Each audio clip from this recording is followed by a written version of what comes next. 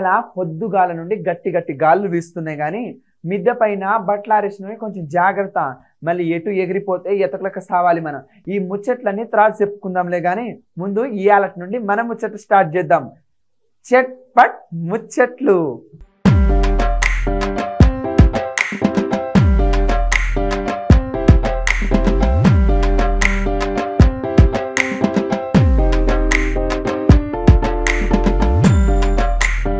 ముందు చూడండి హెడ్లైన్లు.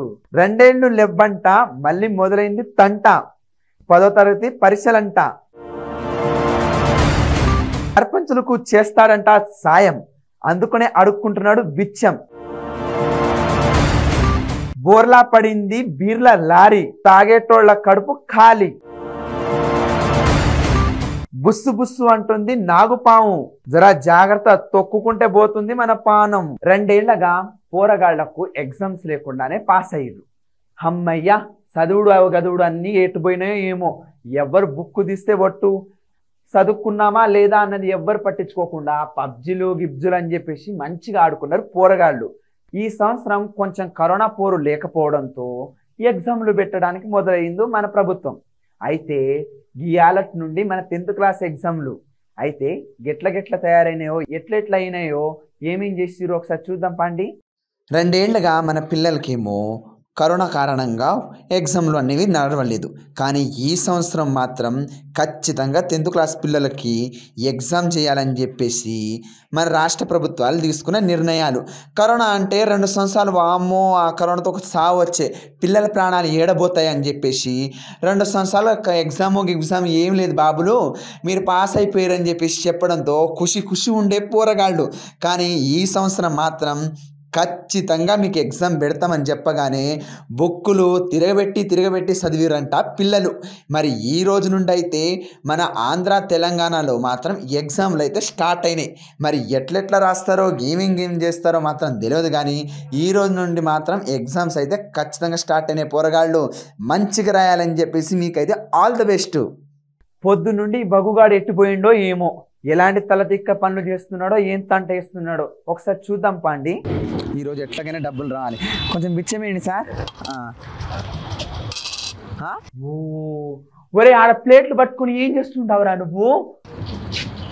ఒకటి తయారైనావు ఇప్పటికే, ఆగు. నువ్వు కూడా ఏ సారు? ఒరే నాయన నీ కాళ్ళు మొక్కుతారా బాబు, కొంచెం వచ్చేరా, నా పరుది మాకు. ఏంది నీ బాధ చెప్పునా? ఎందుకురా అడుక్కుంటున్నావు? నీకేం కర్మ పట్టిందిరా? అర్థం కాదు. ఇప్పుడు నాకు అర్జెంటుగా ఒక 10-15 కోట్లు కావాలి. కోట్లు కావాలంటే అన్ని పోయి చూసుకొని తిరుగుంటూ రావాలి. ఒక నిమిషం ఆగు, షాప్ దగ్గర పోతా. మొన్న బిచ్చమే. మరి ఎందుకురా పరువు తీస్తున్నావు? చేసిన వారం శాల గాని ఇంటికి వచ్చే తొందరగా. ఏంది లోపల కూర్చొని ఎవ్వరం మీద చెప్పు అసలు. రేగో ఇప్పుడు నేను చేయాల్సిన పనులు నన్ను చేసుకొని ఆ తర్వాత నీతో నిమ్మడం కూర్చొని మాట్లాడతా. పరువు తీస్తున్నా అంట. ఇగో ఈ రాష్ట్ర ప్రభుత్వం నుండి రైతులకు డబ్బులు రావట్లేదు, అట్టని చెప్పేసి రుణమాఫీ కూడా కావట్లేదు. సరే ఇవన్నీ నాకేం అవసరంలే కానీ నా బాధన సర్పంచులకు హెల్ప్ చేయాలి నేను. ఈరోజు మనకి ఎట్లాగైనా చెప్పేసి మన ఊరిని దత్తత తీసుకోవాలి నేను. దాంతోపాటు సర్పంచులకు డబ్బులు ఇవ్వాలంటే నాకు డబ్బులు కావాలా ఫస్ట్. ఈడ ఎవరు లేనట్టే ఉన్నారు. ఓ అన్నా ఈడున్నా, నువ్వు కూడా ఇప్పటికే ఉన్న సర్పంచులు ఉన్న డబ్బులంతా అప్పులు చేసి మరి తీసుకొని ఇస్తున్నారు.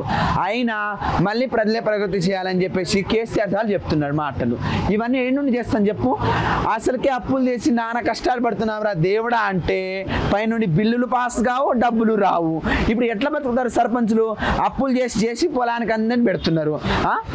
ఏమో అయితే అర్థం కాదు. నీతో బాధ నాకు అవసరం లేదు కానీ నాకైతే డబ్బులు ఎక్కువ కావాలి ఇప్పుడు. ఆట ఏదైనా పోదా ఆగం.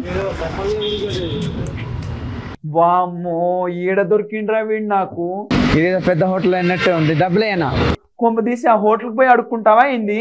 అసలు ఏందో ఆగు, ఒక్క నిమిషం ఆగు. ఈ అన్న ఎవడో వేస్తున్నట్టు కొంచెం ఏమన్నా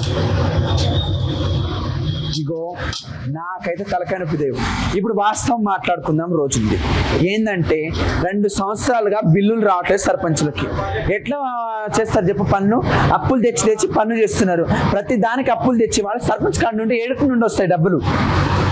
వాళ్ళు అప్పులు తెస్తారు, ఇటు గవర్నమెంట్ అప్పులు తెస్తుంది. మరి బిల్లులు రావాల్సిన సర్పంచ్ ఏం చేయాలి? ఇగో అదే ఒక ఎమ్మెల్యే అనుకో, ఎవడేం చేస్తాడు? ఎవడు చేయడు. ఆయన బాడీ గార్డులు ఉంటారు, వాళ్ళు వీళ్ళు ఉంటారు, లాగేసుకుంటారు. అదే పబ్లిక్ లో తిరిగేది ఎవరు? సర్పంచ్లు పబ్లిక్ లో తిరుగుతారు. మాట అంటే ఊర్లో ప్రతి ఒక్కడు అది చేస్తా అన్నావు, ఇది చేస్తా అన్నావు, ఏంటి ఏం ఇవ్వని చెప్పేసి ప్రశ్నిస్తారు. రోడ్లు సాఫ్ చేపియాలి, మురుకులు చేపియాలి, చెట్లు నాటాలి. ఇవన్నీ డబ్బులు ఎన్నుండి వస్తాయి? ఇట్లా ఫ్రీగా కేసీఆర్ రూపాయి కూడా ఇవ్వకుండా ప్రగతి అది చేయాలి, ఇది చేయాలని ఆ ప్రగతి భవన్ నుంచి చెప్తే అయిపోయానా? ఇవన్నీ న్యూసెన్స్. అయితే ఒక 10-15 కోట్లు కావాలి. ఇప్పుడు ప్రతి ఒక్క సర్పంచ్లు ఇగో ఇట్లా నాలాగా ఒక ప్లేట్ పట్టుకుంటున్నారు, ఊరంతా తిరిగి పిచ్చాటనం చేస్తున్నారు. ఎందుకు వాళ్ళ సార్? వాడిని నాకి ఈయన నాకి అయ్యా నా కోట్లే అని చెప్పేసి బతిమలాడుకొని సర్పంచులు ఓటు వేయించుకున్నారు. రోజులు బాయే. ఇప్పుడు సర్పంచులు తన్నే రోజులు వచ్చినాయి. ఇట్లయితే అసలు ఈ ప్రభుత్వానికి ఏం చెప్పాలి నాకు అర్థం కావట్లేదు. అవన్నీ చేయడానికే కదా ప్రభుత్వం అనేది ఉండేది. అవన్నీ వదిలేసి గిట్లా అడుక్కుంటే ఏమైనా జరుగుతాయి పనులు? ఒక్కొక్కసారి ముందలైపోవచ్చు, ఒక్కొక్కసారి వెనకబడవచ్చు. ఇవన్నీ పట్టించుకుంటే మన రాష్ట్రం ఎట్లా ముందుకు సాగుతుంది చెప్పు తమ్మి? ఇట్లాంటివన్నీ వదిలేసి ముందు ఇంటికి వస్తే బాగుంటుంది. ఏదో ఒకటి చేస్తారు ప్రభుత్వం, సర్పంచులకు బిల్లు ఇస్తుందిలే. అవును, మరి ప్రభుత్వానికి రావాల్సిన డబ్బులు ఎట్టిపోయినాయి? వాళ్ళ దగ్గర నుండి లాగుతున్నాయి, వీళ్ళ దగ్గర నుండి లాగుతున్నాయి. డబ్బులు అయితే లాగుతున్నారు కదా ప్రతి ఒక్కరి దగ్గర నుండి. పెట్రోల్ నుండి లాగుతున్నారు, నూనె మంది నుండి లాగుతున్నారు, తాగే నీళ్ళపై నుండి కూడా లాగుతున్నారు. చేస్తుంది నిజమే. ఇప్పుడు అంటే నువ్వు చెప్తున్న మాటలు బట్టే ప్రభుత్వం ఏమీ చేయట్లేదా? అసలు ఏమి చేయనట్టే కూర్చుందా ప్రభుత్వం? ప్రభుత్వం చేయట్లేదని నేనైతే చెప్పట్లే. కాబట్టి మా సర్పంచుల బిల్లు అయితే పాస్ చేయాలి తొందరగా. వాళ్ళ డబ్బులు వస్తే కానీ రోజులు గడిగేలా లేదు. సరే, ఇప్పుడు నేను అడుక్కుంది చాలు, కానీ ఎన్ని వచ్చినాయి? ఈ డబ్బులతో వచ్చేస్తున్నా. సరే, ఇంకేమైనా డబ్బులు వస్తాయేమో చూస్తాను. Thank you uncle. ఒరే ఆ ప్లేట్ ఆడబడేసి కొంచెం రారా బాబు. సరే, ఒక్క నిమిషం ఆగు నువ్వు. సరే, ఇక నాకైతే తలకాయ నొప్పి వచ్చింది. నేనైతే ఈ రోజు కింద చేసిన, మళ్ళీ రేపు వచ్చి ఇంకొంచెం డబ్బులు చేస్తాను. సరే, ఇక నేను పోతున్నా. వామ్మో, వీడు ప్లేట్ తీసుకొని ఈరోజు నా ఇజ్జత్ అంతా తీసిండు. ఇంటికాడికి రాని కట్టంతా ఇరిగేలంతా వాడిని. చి, సిగ్గులేని మనిషి. ఏందో ఈయన ఒక్కడు తలకాయ మొత్తం తింటున్నాడు నాది.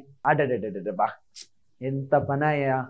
అయ్యో, బంగారం లాంటి మందంతా కింద బాయగా ఏమనుకుంటారో ఏమో పెద్దన్నలు.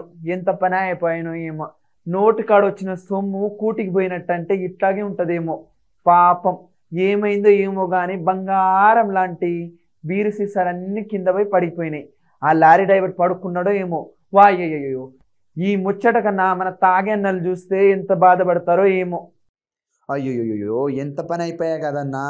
బంగారం లాంటి లారీ కింద పడిపోయే. లారీ పడిపోతే పడిపోయింది కానీ అయ్యోయ్యో బీరు సీసాలని కింద పడ్డాయిగా. అయ్యో, పగిలిపోయినట్టున్నాయి కదా. అన్న ఎంత పని అయిపోయా అన్నో, ఎంత పని అయిపోయా. ఇది ఏడ జరిగిందో తెలియదు కానీ ఆడ ఒక లారీ పడిపోయి ఆడ ప్రాణాలు పోతున్నా పట్టించుకొని జనాలు ఆడ వచ్చి బీరు బాటల మీద దుమ్ము రేపుతున్నారు. ఏదైనా బతుకుందో లేదో అని చెప్పేసి మనుషులను చూసే రోజులు పోయాయి. ఈ రోజుల్లో పడిన కాయలని, ఫ్రూట్స్ని ఏం పడిపోతే అవే చూసుకుంటున్నారులే తప్ప ఇవన్నీ పట్టించుకునే రోజులు బాయే. కానీ మన తాగుబోతులన్నా బీరు బాటలు పగిలిపోయినాయని ఎంత గుబులు పడుతున్నారో ఏమో పాపం.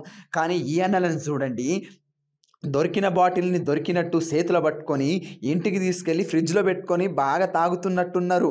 కానీ ఈ రోజుల్లో న్యాయం అనేది ఎట్టిపోయిందో ఏమో కానీ మనిషి చచ్చిపోతున్నా పట్టించుకోం మనం. కానీ ఏమైనా ఇలాంటి ఫ్రూట్లు కానీ బాటిల్ కానీ కింద పడితే మాత్రం ఎగబడిపోతున్నాము. ఈ రోజుల్లో ఏందో ఏమో కానీ తాగుబోతులు అన్నలు ఎంత బాధపడ్డారో ఏమో అసలు.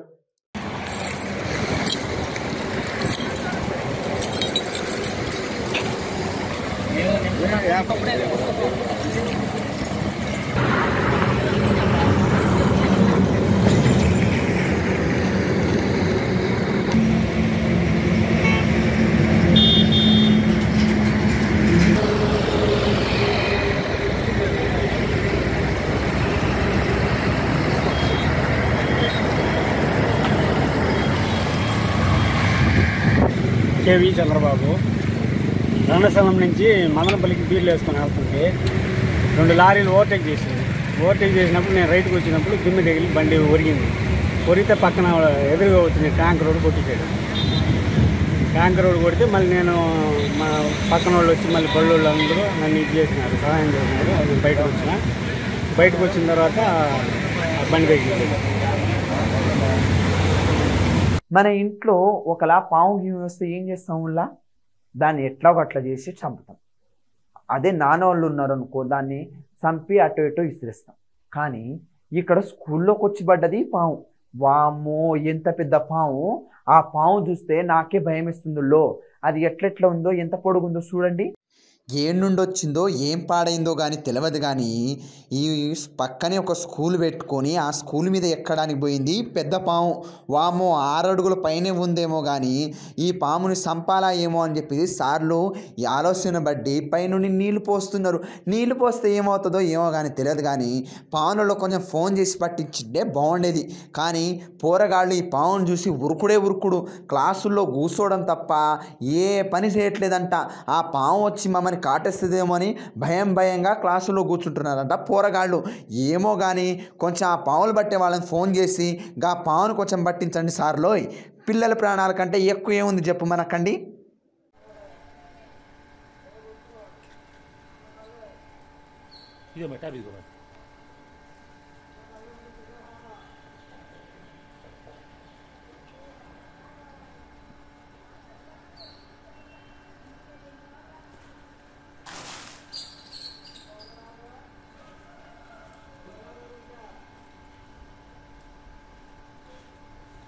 తీసావుగా కొద్దిగా వచ్చిందా? చాలానే వచ్చింది.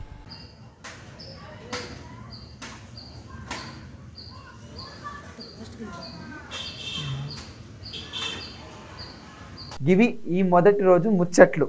మరి ఇంకా రోజు 8 గంటలకు మేము సిద్ధంగా ఉంటాం. కానీ వినడానికి మీరు సిద్ధంగా ఉండండి. రాబోయే ముచ్చట్లు చూడడానికి వేచి ఉండండి. మేము తిరిగి వస్తాం. అప్పటి వరకు సెలవు.